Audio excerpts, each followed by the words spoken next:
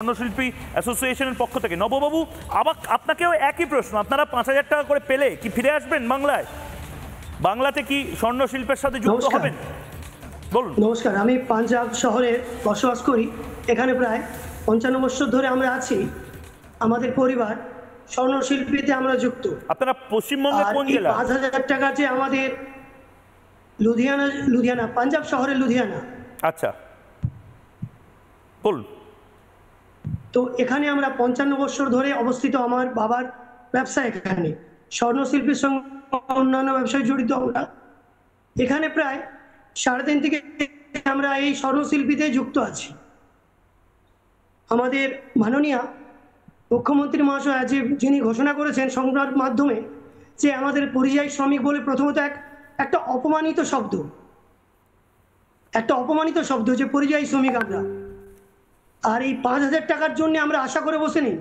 মাননীয়ার কাছে আমরা প্রার্থনা রাখবো যে উনি আমাদের অন্য কোনো কাজ বা ব্যবসার উন্নতি করা, আমাদের কাজের ওখানে যোগাযোগ করা।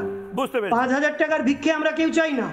৫,০০০ টাকার ভিক্ষে চান না পরিযায়ী শ্রমিক বা যারা প্রবাসী বাঙালি, যারা বিভিন্ন জায়গাতে বাংলায় কাজ না পেয়ে বিভিন্ন জায়গায় গেছেন, তারা ৫,০০০ টাকার ভিক্ষে চান না।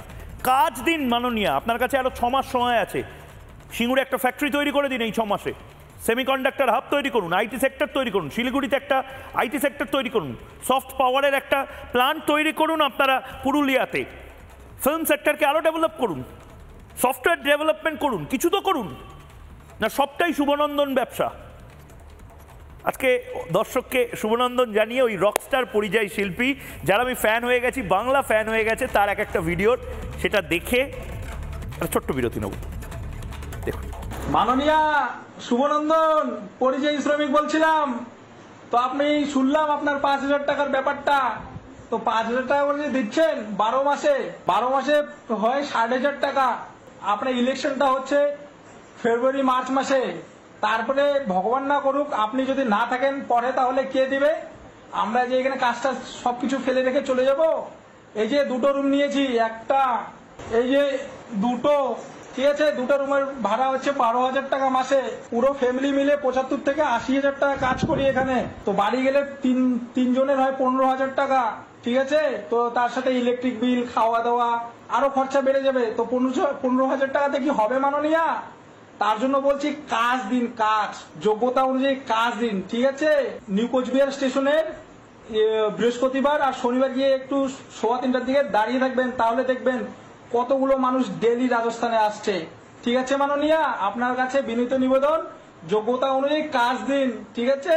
শুভনন্দন।